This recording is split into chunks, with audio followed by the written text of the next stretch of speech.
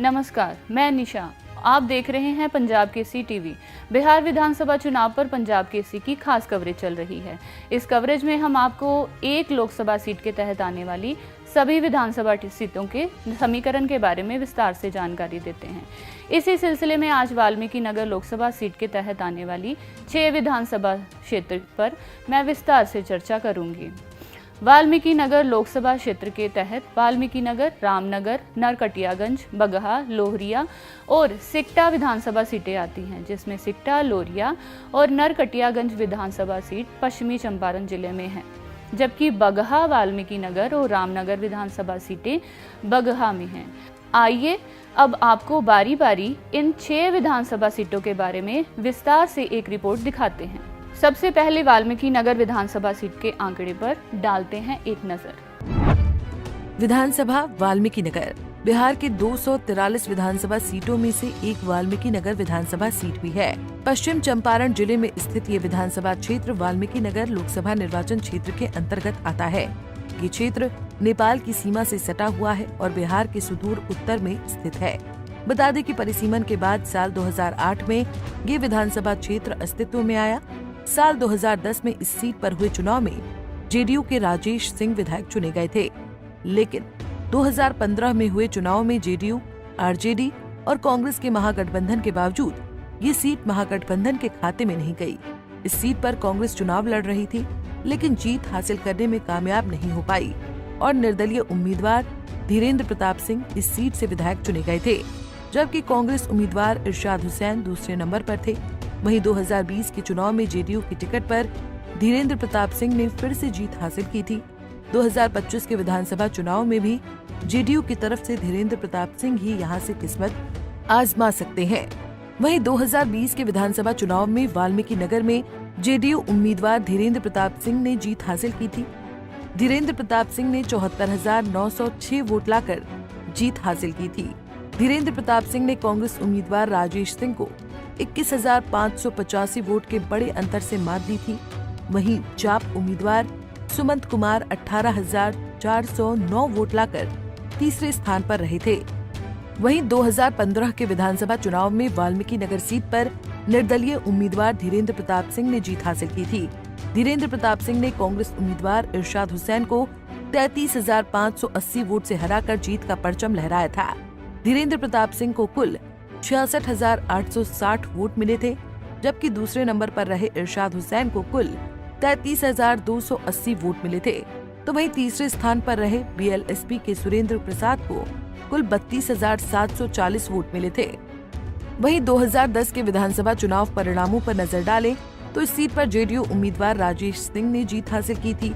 राजेश सिंह ने आरजेडी उम्मीदवार मुकेश कुमार कुशवाहा को 14,671 वोटों के अंतर से हराकर जीत हासिल की थी। राजेश सिंह को कुल 42,289 वोट मिले थे, जबकि दूसरे नंबर पर रहे आरजेडी के मुकेश कुमार कुशवाहा को कुल 27,618 वोट मिले थे। वहीं तीसरे स्थान पर रहे बहुजन समाज पार्टी के धीरेन्द्र प्रताप सिंह को 20,866 वोट मिले थे। 2025 के विधानसभा चुनाव में भी जेडीयू उम्मीदवार धीरेन्द्र प्रताप सिंह वाल्मीकि नगर सीट से किस्मत आजमा सकते हैं। धीरेन्द्र प्रताप सिंह को बीजेपी, लोजपा, उपेंद्र कुशवाहा और जीतन राम मांझी का भी समर्थन मिलेगा। वहीं महागठबंधन की तरफ से कांग्रेस एक बार फिर वाल्मीकि नगर सीट पर दावा ठोक सकती है। अब रामनगर विधानसभा सीट के समीकरणों पर देखिए एक रिपोर्ट। विधानसभा रामनगर बिहार के 243 विधानसभा सीटों में से एक रामनगर विधानसभा सीट क्रम संख्या में दूसरे नंबर पर है। पश्चिम चंपारण जिले में स्थित ये विधानसभा क्षेत्र वाल्मीकि नगर लोकसभा निर्वाचन क्षेत्र के अंतर्गत आता है। ये क्षेत्र नेपाल की सीमा से सटा हुआ है और बिहार के सुदूर उत्तर में है। इस सीट पर पहली बार 1962 में विधानसभा के चुनाव हुए, जिसमें स्वतंत्र पार्टी के नारायण विक्रम सिंह चुनाव जीते। 1967 में ये सीट कांग्रेस के खाते में गई और एनवी सिंह चुनाव जीतने में कामयाब रहे। इसके बाद 1969 में कांग्रेस के टिकट पर ही नारायण विक्रम सिंह एक बार फिर से चुनाव जीते। 1972 में भी एक बार फिर से नारायण विक्रम सिंह ही चुनाव जीते, लेकिन इस बार कांग्रेस ओ की तरफ से वो चुनावी मैदान में थे। 1977 में हुए चुनाव में कांग्रेस के अर्जुन विक्रम सिंह विधायक चुने गए। इसके बाद भी अर्जुन विक्रम सिंह 2 बार चुनाव जीते। 1980 में कांग्रेस इंदिरा के टिकट पर तो 1985 में कांग्रेस के टिकट पर। 1990 में पहली बार इस सीट पर भारतीय जनता पार्टी को जीत मिली और चंद्रमोहन राय चुनाव जीते। 1995 में ये सीट जनता दल के खाते में गई और राम प्रसाद यादव चुनाव जीतने में कामयाब रहे। इसके बाद से लगातार ये सीट बीजेपी के खाते में रही है। 2000, 2005 के फरवरी और अक्टूबर में हुए चुनाव में चंद्रमोहन राय चुनाव जीते तो 2010, 2015 और 2020 में भागीरथी देवी चुनाव जीतने में कामयाब रही हैं। 2025 के विधानसभा चुनाव में भी बीजेपी भागीरथी देवी को चुनावी अखाड़े में उतार सकती है।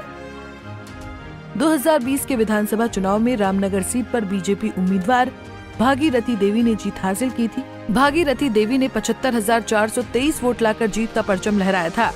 वहीं कांग्रेस उम्मीदवार राजेश राम 59,627 वोट लाकर दूसरे स्थान पर रहे थे।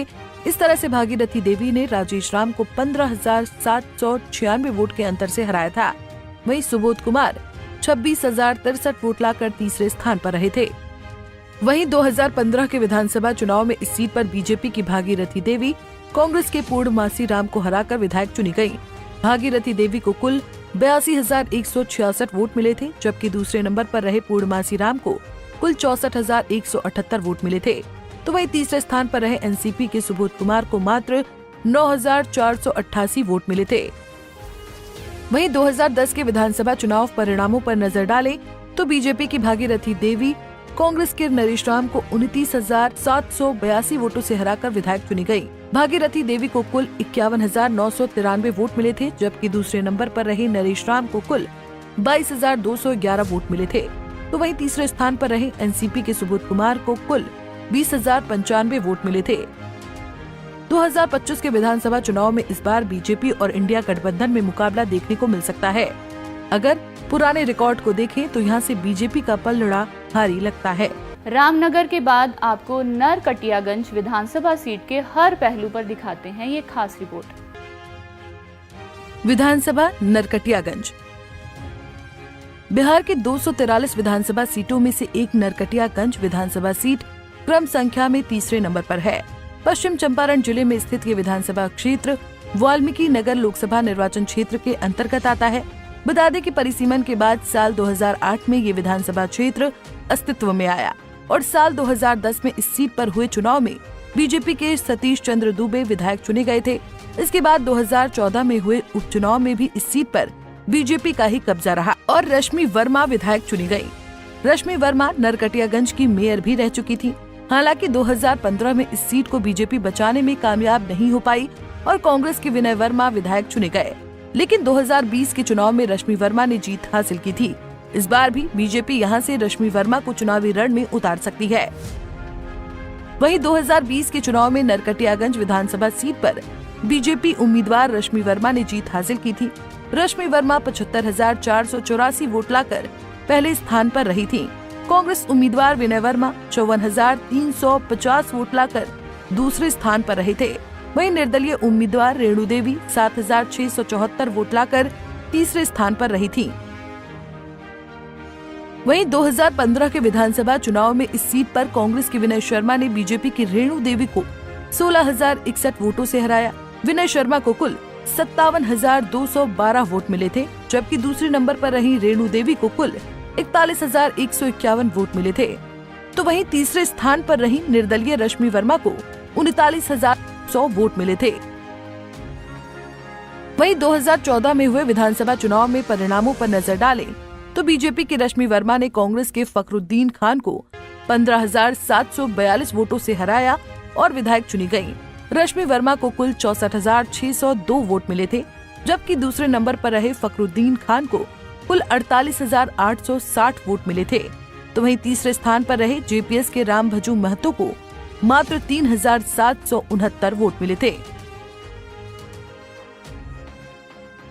वहीं 2010 में हुए विधानसभा चुनाव परिणामों पर नजर डालें तो बीजेपी के सतीश चंद्र दुबे ने कांग्रेस के आलोक प्रसाद वर्मा को 20,228 वोटों से हराया और विधायक बने।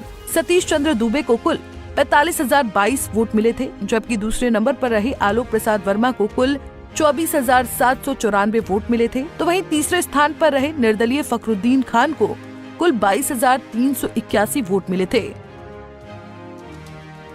नरकटियागंज विधानसभा सीट पर इस बार भी बीजेपी और कांग्रेस में कड़ा मुकाबला देखने को मिल सकता है। नरकटियागंज के बाद बगहा विधानसभा सीट पर डालते हैं एक नजर। विधानसभा बगहा। बिहार के 243 विधानसभा सीटों में से बगहा विधानसभा सीट क्रम संख्या में चौथे नंबर पर है। पश्चिम चंपारण जिले में स्थित ये विधानसभा क्षेत्र वाल्मीकि नगर लोकसभा निर्वाचन क्षेत्र के अंतर्गत आता है। बता दें कि ये सीट तो 1957 से ही अस्तित्व में है, लेकिन समय समय पर परिसीमन के बाद इसकी सीमाएं परिवर्तित होती रही हैं। 1957 में इस सीट पर पहली बार कांग्रेस की टिकट पर केदार पांडे और नरसिंह बैठा विधायक चुने गए। बता दें कि 1957 के विधानसभा चुनाव में किसी सीट पर 2 विधायक चुने जाते थे। एक विधायक सामान्य श्रेणी से तो दूसरा अनुसूचित जाति और पिछड़ी जातियों से चुना जाता था। इसके बाद 1962 से लेकर 1977 तक इस सीट पर कांग्रेस के ही नरसिंह बैठा विधायक चुने गए। 1980 में कांग्रेस इंदिरा तो 1985 में कांग्रेस की टिकट पर त्रिलोकी हरिजन विधायक बने। 1990 और 1995 में ये सीट जनता दल के खाते में गई और पूर्णमासी राम विधायक बने। 2000 में पूर्णमासी राम राष्ट्रीय जनता दल की टिकट पर विधायक चुने गए। 2005 के फरवरी और नवंबर में हुए चुनाव में भी पूर्णमासी राम ही विधायक बने, लेकिन इस बार वो जेडीयू के टिकट पर चुनाव लड़े थे। 2009 में हुए उपचुनाव में भी जेडीयू का ही कब्जा रहा और कैलाश बैठा विधायक चुने गए। 2010 में इस सीट पर जेडीयू के ही प्रभात रंजन सिंह विधायक बने। 2015 में पहली बार ये सीट बीजेपी के खाते में गई और राघव शरण पांडे विधायक चुने गए। वहीं 2020 के विधानसभा चुनाव में बीजेपी उम्मीदवार राम सिंह ने जीत हासिल की थी। वहीं 2020 के चुनाव में बीजेपी उम्मीदवार राम सिंह ने जीत हासिल की थी। राम सिंह ने 90,013 वोट लाकर पहला स्थान हासिल किया था। वहीं कांग्रेस उम्मीदवार जयेश मंगलम सिंह ने 59,993 वोट लाकर दूसरा स्थान हासिल किया था। वहीं निर्दलीय उम्मीदवार राघव शरण पांडे 6,429 वोट लाकर तीसरे स्थान पर रहे थे। वहीं साल 2015 के विधानसभा चुनाव में इस सीट पर बीजेपी उम्मीदवार राघव शरण पांडे ने जीत हासिल की थी। पांडे ने जेडीयू से उम्मीदवार भीष्म साहनी को 8,183 वोटों से हराया और विधायक चुने गए। राघव शरण पांडे को कुल 74,476 वोट मिले थे, जबकि दूसरे नंबर पर रहे भीष्म साहनी को कुल 66,293 वोट मिले थे। तो वहीं तीसरे स्थान पर रहे बीएसपी के मोहम्मद कामरान अजीज को कुल 8,292 वोट मिले थे। वहीं 2010 में हुए विधानसभा चुनाव के परिणामों पर नजर डालें तो जेडीयू के प्रभात रंजन सिंह ने आरजेडी के राम प्रसाद यादव को 49,055 वोटों से हराया। प्रभात रंजन सिंह को कुल 1,000 वोट मिले थे, जबकि दूसरे नंबर पर रहे राम प्रसाद यादव को कुल 18,455 वोट मिले थे। तो वहीं तीसरे स्थान पर रहे बीएसपी के मोहम्मद कामरान अजीज को कुल 18,341 वोट मिले थे। बगहा विधानसभा सीट पर बीजेपी और जेडीयू का एक अपना आधार रहा है, इसलिए महागठबंधन उम्मीदवार के लिए इस बार भी बगहा सीट अपने पाले में करना आसान नहीं होगा। अब आपको लोरिया विधानसभा सीट पर दिखाते हैं ये खास रिपोर्ट। विधानसभा लोरिया। बिहार के 243 विधानसभा सीटों में से एक लोरिया विधानसभा सीट है।